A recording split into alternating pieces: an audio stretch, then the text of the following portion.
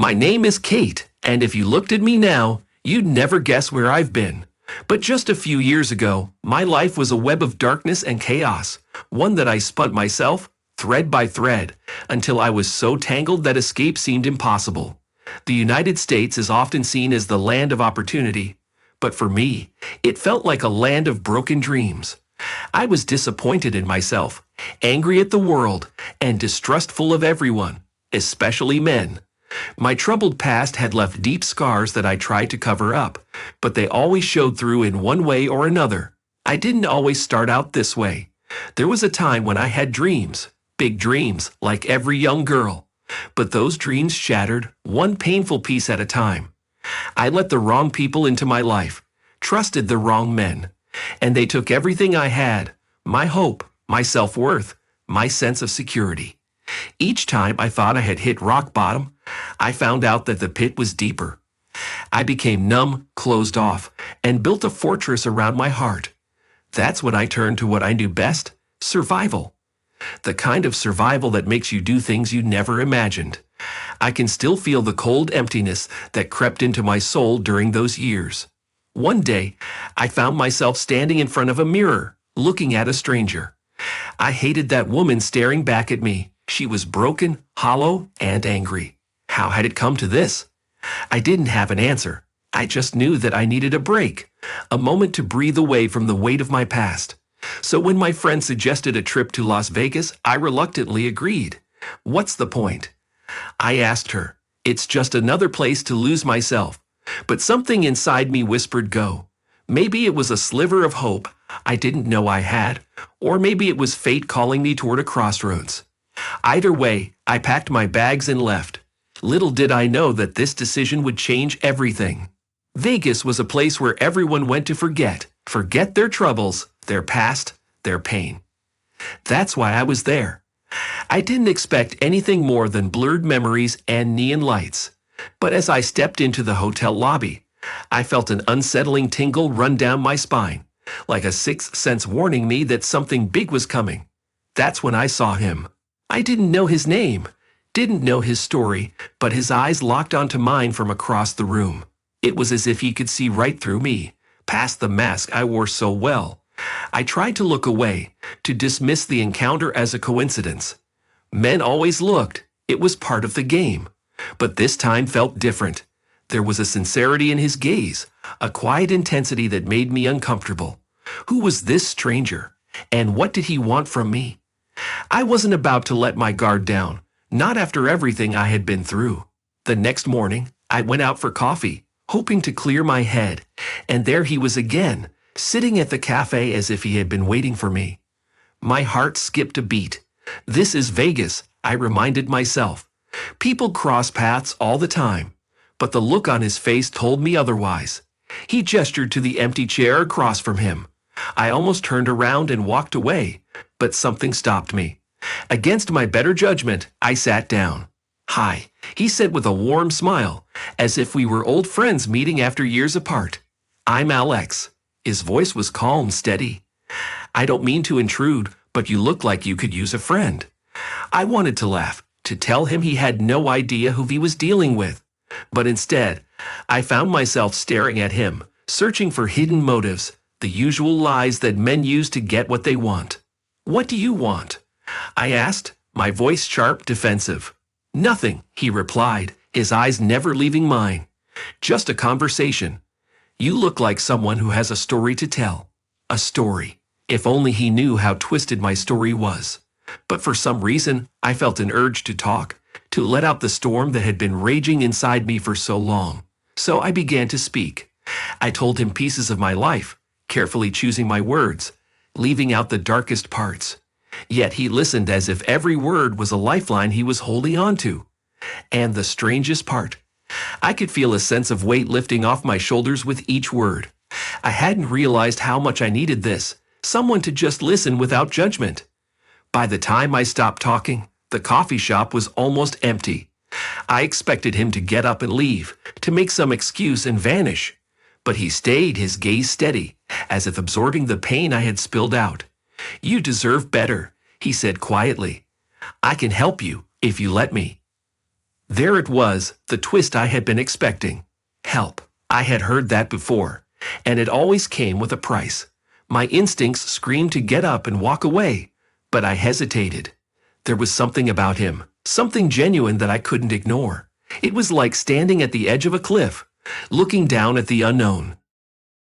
And that's how it all began, the turning point that would lead me into a journey I never saw coming. What did this man want from me? Could he really be as good as he seemed, or was I walking into another trap? I didn't know, but I was about to find out. And that was the first step toward everything that came after. Las Vegas was meant to be a distraction, a city of lights and illusions, where I could lose myself among the noise, drown out the past, and forget, even if just for a moment. But Vegas has its own kind of magic, a twisted charm that pulls you into the most unexpected situations. I had barely been in the city for a day when fate took a sharp turn, and it began with a single, piercing gaze in a crowded casino. After that first meeting with Alex at the cafe, I couldn't shake him from my mind. It wasn't his looks that got to me, although he was attractive in a rugged, understated way. It was his eyes, deep and intense, that lingered in my thoughts. They held a quiet storm, a mixture of empathy and something darker, something I couldn't quite place. I told myself it didn't matter, that I was here for myself, not to make friends with some random guy who was probably full of empty promises. But life, as always, had other plans. That evening, I went to one of the more extravagant hotels to watch a show. I needed to be around people, to immerse myself in the crowd where I could disappear. And as the show began, I felt a small sense of relief. The music, the lights, the laughter of strangers. It created a bubble that temporarily shielded me from my own thoughts. Then, during intermission, I stepped out to the bar, craving a drink to dull the edges of my reality. That's when I saw him again. Alex was sitting at the far end of the bar, casually leaning against the counter, his eyes scanning the room. For a split second, our eyes met. I felt a jolt run through me, like a shockwave that spread from my chest to my fingertips. He smiled, the kind of smile that was both inviting and mysterious. Was he following me? The city was packed with people. It couldn't be a coincidence, could it? Before I could decide what to do, he stood up and walked over. "We meet again," he said smoothly, his voice warm and easy. "Or is this just a lucky coincidence?" I narrowed my eyes, assessing him. "Lucky? I'm not sure about that," I replied, my guard firmly in place. "Are you stalking me?" He chuckled, raising his hands in mock surrender. "Not at all. Vegas is a small place when you're looking for something or someone. Maybe we're just on the same path." There it was, that underlying tension. He wasn't just some random tourist looking for a fun weekend. There was more to him, something he wasn't saying. My curiosity piqued, and against my better judgment, I decided to play along. I had always been a good judge of character, and yet here I was, ignoring every warning sign simply because he intrigued me. "Fine," I said, crossing my arms. "Let's say it is luck. What are you really after, Alex? Most guys don't just hang around listening to sob stories from strangers unless they want something." He looked at me, his expression turning serious, almost solemn. "You're right. Most don't. But I'm not like most guys, Kate. You might not believe me, but I've been where you are. Not in the same way, but close enough to understand." He paused, his eyes searching mine for a reaction. "I can help you get out of whatever mess you're in. And no, I don't want anything in return." I almost laughed in his face. "Help me." Out of this mess? Did he have any idea what kind of tangled web my life had become? I had danced with demons, crossed lines that couldn't be uncrossed. "You really think you can just swoop in and fix everything?" I asked, my voice dripping with sarcasm. "You don't know me, Alex. You have no idea what I've been through." "You're right," he admitted, his voice calm, steady. "I don't know everything, but I see enough to know that you're not beyond saving. No one is." He leaned in slightly, his gaze never wavering. "Just give me a chance. One chance to show you that there's more to life than this." I opened my mouth to protest, to tell him to go to hell, but the words died on my lips. There was something in his eyes that stopped me, a glint of sincerity, of pain and determination. He spoke as if he had experienced his own share of battles, his own scars hidden beneath the surface. I wanted to call them out, to demand he explain himself, but a small voice in the back of my mind whispered, "What if he's telling the truth? What if he really can help?" "Fine," I muttered, swallowing my pride. "Let's say I believe you.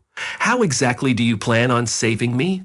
He smiled, not in victory but in relief, as if he had been waiting for this moment. "Meet me tomorrow morning, 9 a.m., in the hotel lobby." "I'll show you." "Show me what?" I asked, suspicion creeping back into my voice. "Your way out," he replied cryptically, before turning and walking away, leaving me standing there with my heart pounding in my chest. As I watched him disappear into the crowd, 1,000 thoughts raced through my mind. This was insane. Who was this man really? And why did he care about what happened to me? The whole thing felt surreal, like a game of high-stakes poker where the cards had yet to be revealed. But there was a part of me, a desperate part, that wanted to see how this would play out. I hardly slept that night, my mind replaying every word, every look. Was this some elaborate scheme? A trap designed to lure me in? Or was it a genuine chance at something I thought I had lost forever? Hope. The next morning, I found myself standing in the hotel lobby at precisely 9 a.m., my heart thumping like a drum. He was there, waiting, his eyes lighting up the moment he saw me. "You came," he said softly. "Yeah," I replied, my voice steadier than I felt. "But don't think this means I trust you." He nodded, accepting my terms without argument. "Fair enough. Now let's get started." And that was it. No more explanations, no more questions. He simply took my hand and led me outside, into the blinding sunlight of the Vegas morning.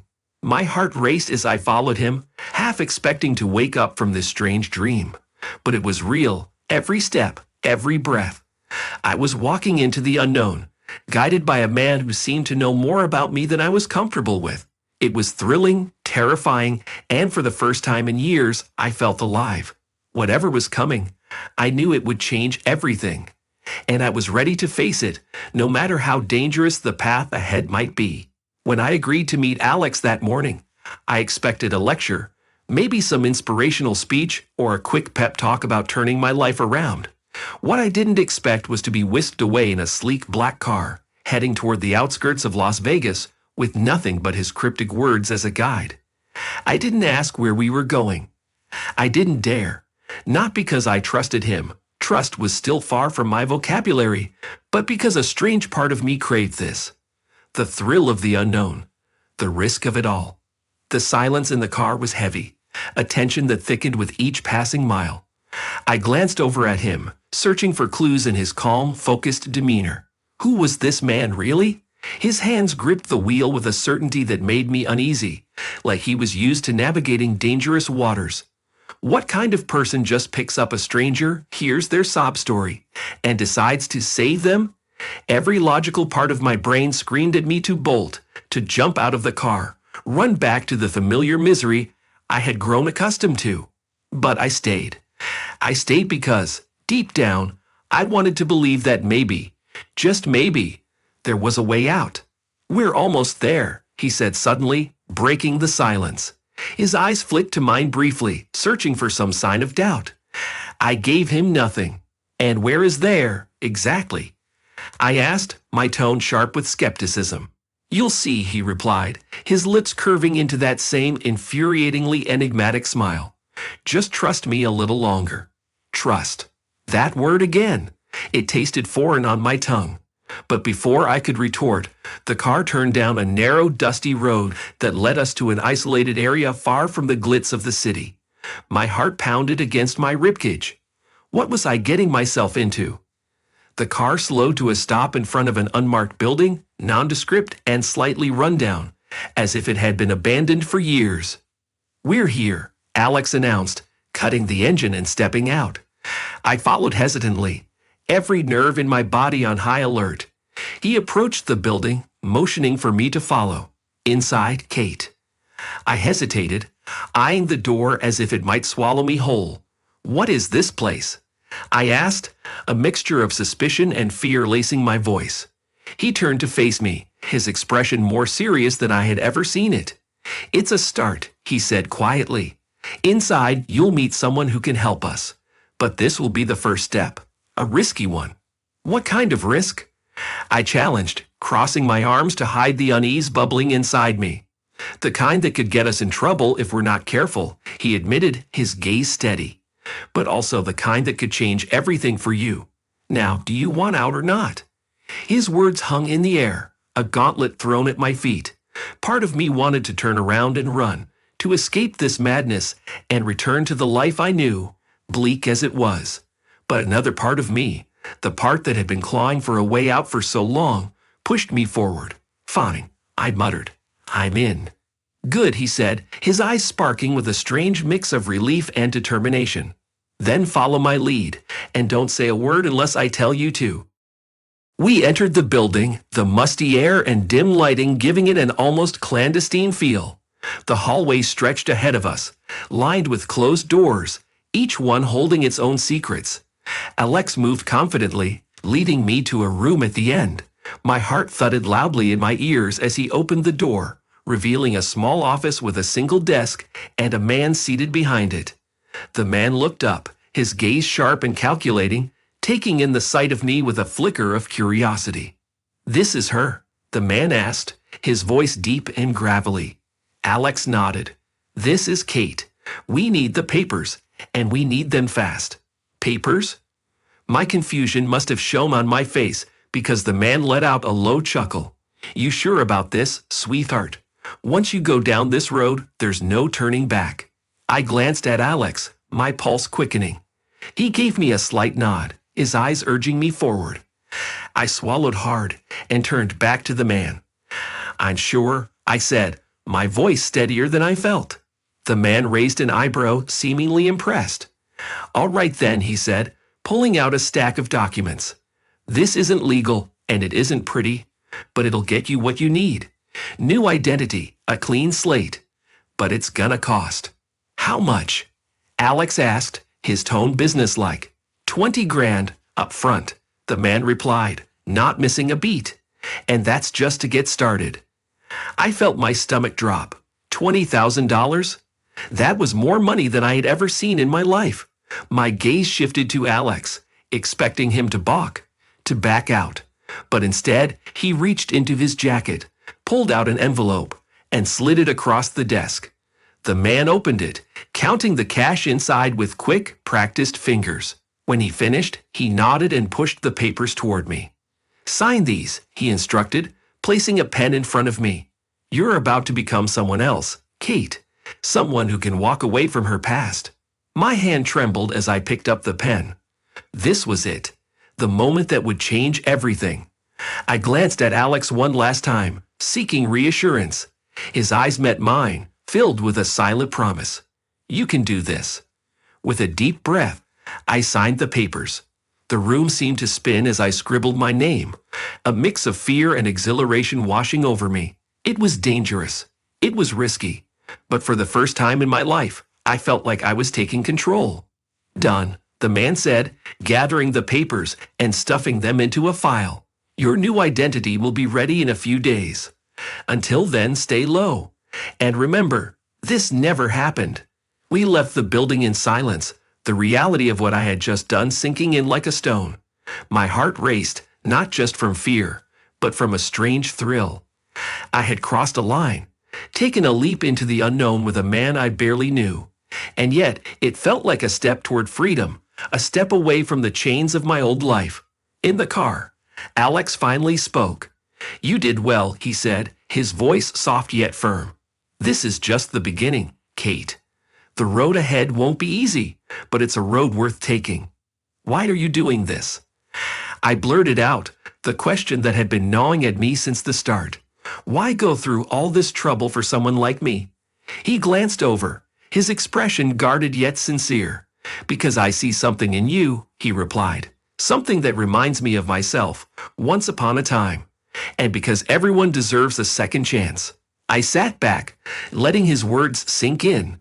Was he a savior, a guardian angel in disguise? Or was this all some elaborate game? I didn't know. But as we drove back to the city, I felt a flicker of hope in the pit of my stomach. Dangerous, exhilarating hope. And for now, that was enough. Freedom, as it turned out, wasn't the soaring feeling I had imagined. It wasn't some instantaneous transformation into a new, carefree life. No, freedom was a slow burn, a path lined with thorns that cut deep with every step forward. When Alex said that the road ahead would be difficult, he wasn't exaggerating. I quickly learned that escaping my past wouldn't be as simple as signing a few papers and adopting a new name. It would take much more than that. More risks, more secrets, and far more of Alex's help than I was comfortable with. The days after that meeting were a blur of tension and anxiety. I was trapped in limbo, neither fully in my old life nor completely in my new one. I stayed in a rundown motel on the outskirts of town, where Alex insisted I lay low until the papers were ready. My nerves were frayed, and every knock on the door made me jump. I kept the curtains drawn and the lights dimmed, constantly checking my phone for updates from Alex. The waiting was torture, a prison of fear and uncertainty. On the third day, he finally called. "It's done," he said, his voice calm but firm. "Meet me at the diner near the old highway. You know the one." My heart raced as I grabbed my things and headed out, my mind spinning with 1,000 questions. Was this really happening? Could I really walk away from my past so easily? The reality of it felt almost unreal, as if I were acting in someone else's story. The diner was nearly empty when I arrived, the kind of place that catered to truckers and locals who preferred to avoid the spotlight. I spotted Alex sitting in a booth at the back, a manila envelope on the table in front of him. I slid into the seat across from him, my eyes darting to the envelope, my pulse pounding in my ears. "You made it," he said, a faint smile playing on his lips. "I was starting to wonder if you'd change your mind." "I didn't come this far to back out now," I replied, though my voice betrayed the nervousness gnawing at my insides. "So what's next?" He pushed the envelope toward me. "Inside, you'll find everything you need.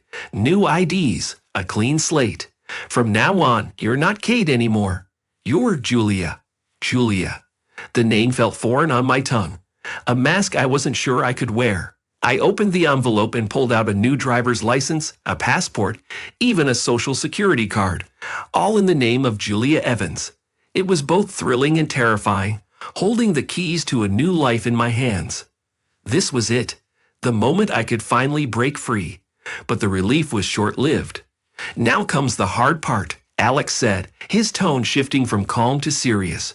"We need to tie up loose ends before you disappear for good." Loose ends. I knew what he meant. My past, my family, the people who would be looking for me. The debts I had racked up, the messes I had left behind. It wouldn't be enough to just vanish. I had to erase my existence as Kate completely. How do we do that? I asked, bracing myself for the answer. "We start with your family," he said, his eyes locking onto mine. "You need to tell them the truth, or at least a version of it. They need to believe that you're going away for good, that they won't hear from you again. It's the only way to keep them safe from the fallout." My stomach tightened at the thought. My family had been through so much already. They had watched me stumble through one disaster after another, always hoping I'd find my way back. Now I had to shatter that hope, to make them believe I was truly gone. "Can't I just disappear?" I whispered, my voice barely audible. "No," he replied bluntly. "Not if you want to do this right. They need closure. It's the only way you can move on without them dragging you back." I swallowed hard, nodding despite the bile rising in my throat. "Okay, I'll do it." The next few days were a whirlwind of arrangements. Alex had contacts, people who specialized in making problems disappear, and he wasn't shy about using them. He made calls, set up meetings, and spent money. More money than I could have ever imagined anyone spending on me. I watched him, trying to figure him out. Why was he doing this? What did he get out of all this trouble, this risk? He was a mystery I couldn't solve, and maybe that was part of why I followed him so blindly. Finally, the day came to face my family. I met them at a small park near the motel, a neutral place where I could keep my emotions in check. My mother and sister were already sitting on a bench when I arrived, their faces lighting up when they saw me. It took everything I had to keep my composure, to hold back the tears that threatened to spill over. I need to tell you something. I began, my voice trembling despite my best efforts. I'm leaving. They stared at me, confusion and worry etched into their faces. What do you mean, leaving? My sister asked, her voice breaking. Where are you going? It's complicated, I said, choosing my words carefully. I've gotten myself into a situation, one that I can't fix from here. I need to go away, to start over somewhere new. It's the only way. My mother's eyes filled with tears, and she reached out to grab my hand.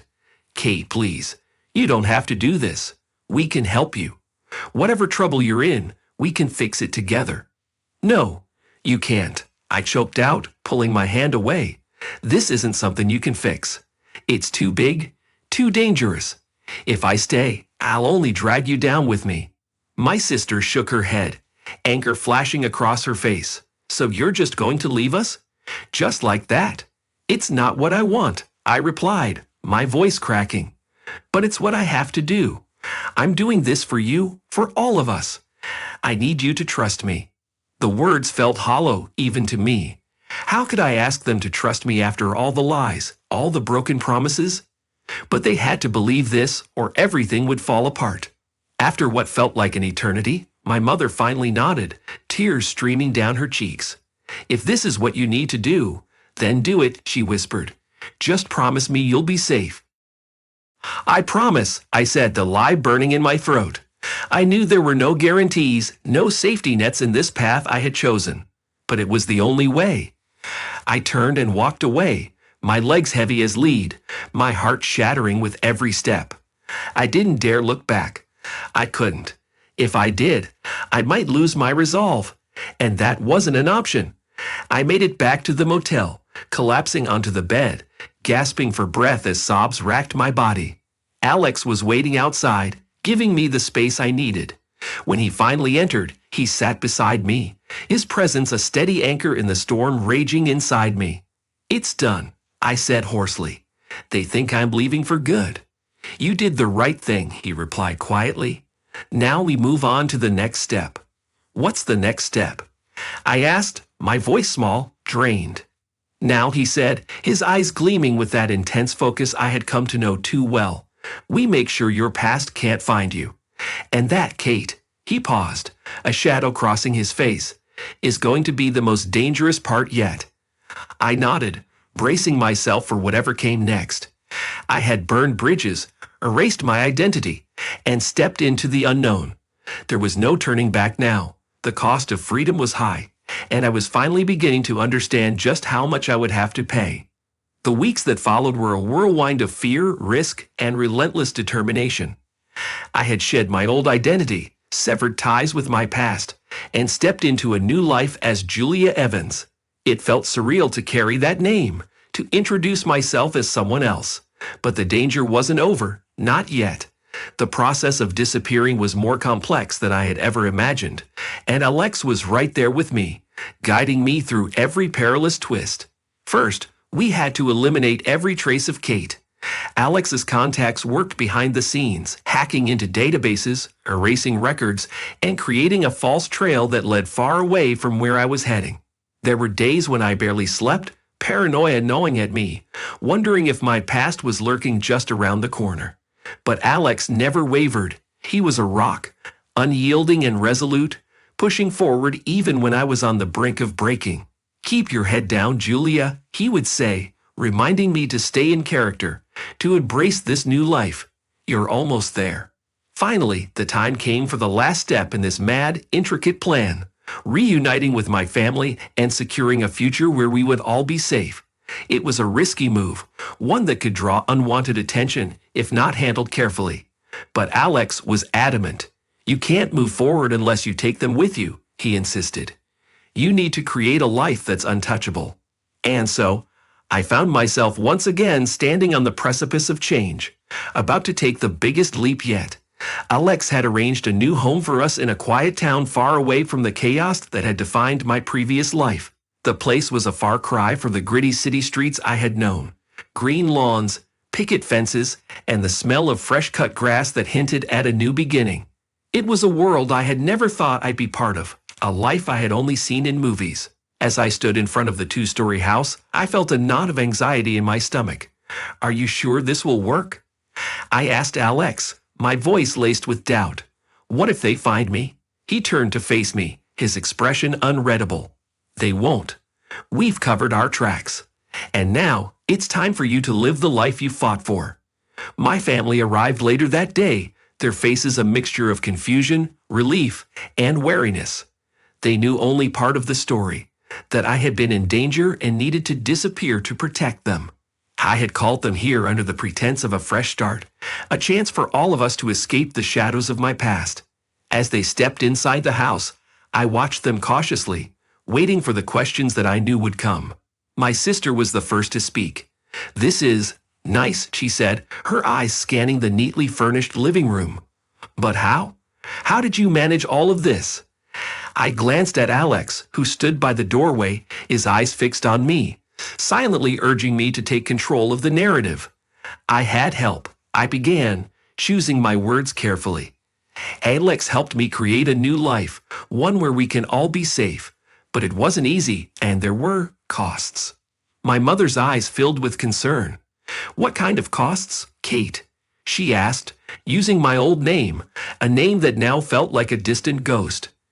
"I'm not Kate anymore," I replied softly, feeling the weight of that statement settle around us. "I'm Julia now, and I've cut ties with everything that could lead back to who I used to be. This is our chance to start over, to live without looking over our shoulders." Silence filled the room as my family absorbed my words. My sister's jaw tightened, her eyes searching mine for the truth. "You're telling us to forget who you were? Just like that?" "No," I said, my voice steady. "I'm asking you to accept that this is who I am now. It's the only way we can have a future." The tension in the air was thick, every second dragging on as they processed the enormity of what I was asking. Finally, my mother nodded, though her eyes shone with unshed tears. "If this is what it takes to keep you safe, then we'll do it," she whispered. "We'll learn to live as if none of that ever happened." Relief washed over me, but it was bittersweet. I had won a chance at a new life, but it came at the cost of burying my old self forever. I was Julia now, and this was our new beginning. In the days that followed, Alex worked tirelessly to ensure our transition went smoothly. He set up bank accounts, arranged for new IDs for my family, and even secured jobs for us. He left no stone unturned, building a fortress of normalcy around us that would be hard for anyone to penetrate. As the days turned into weeks, I started to believe that maybe, just maybe, we could pull this off. Yet, beneath the calm surface, an undercurrent of tension remained. Alex's dedication was unwavering, but I still couldn't shake the feeling that he was holding something back. He was a master at navigating this world of secrecy and deception, but he rarely spoke of his own past or why he was so invested in my escape. One night, after putting the house in order and ensuring my family was settled, I confronted him. "Why did you do this, Alex?"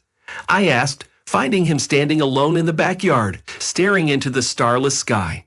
"You've risked so much for me, for us. What's your stake in all of this?" He turned to face me, his eyes reflecting a storm of emotions. "I told you before, I see something in you," he began, his voice low and steady. "But it's more than that. I've been where you were, Julia. I've seen what it's like to be trapped in a life you can't escape from. And I had someone help me once, someone who gave me a second chance." I held my breath, feeling the gravity of his words. "So this is your way of paying it forward?" "Something like that," he admitted, his gaze distant. "But there's another reason." He paused, as if weighing whether to continue. "I lost someone once, someone I couldn't save, and helping you was a way to make up for that, to prove to myself that it's not always too late to change someone's fate." His confession hung in the air, a raw, unguarded truth that struck me like a blow to the chest. I had seen him as this unbreakable force, a man with all the answers, but now I realized he was just as haunted as I was, driven by ghosts of his own. I stepped closer, reaching out to touch his arm. "Thank you," I whispered, my voice thick with emotion, "for everything." He nodded, his jaw tight, his eyes shadowed. "Just promise me you'll make the most of this chance," he replied, his voice strained. "Don't look back. And don't let this all be for nothing." With that, he turned and walked back inside, leaving me standing there in the cool night air, my heart pounding with a mixture of gratitude and something deeper, something I wasn't ready to name. Alex had given me a life I thought was impossible, but he had also become part of that life in ways I hadn't anticipated. Weeks turned into months, and our new life took shape. My family adjusted to the quiet town, and I found myself slowly embracing the persona of Julia. It wasn't easy. There were days when the past clawed at the edges of my consciousness, when I felt like an imposter in my own skin. But each time, I reminded myself of the cost of freedom and the promise I had made to Alex. One evening, as I sat in the living room with my family, a sense of peace settled over me. For the first time in years, I felt a glimmer of happiness. I was safe. We were safe. And this was the life I had fought for. It was far from perfect, still laced with shadows of what I had left behind, but it was mine. Then, a month later, the unexpected happened.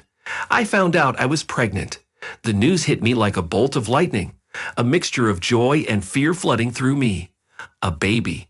A fresh start not just for me, but for a new life that had no ties to the darkness I had escaped from. When I told Alex, he simply nodded, his eyes softening in a rare moment of warmth. "You've come a long way, Julia," he said quietly. "This is your new beginning." And he was right. The road had been treacherous, the cost steep, but it had led me here, to this new life, this new hope. As I held on to the promise of a future with my family and the child I would soon bring into this world, I knew one thing for certain. We had finally made it.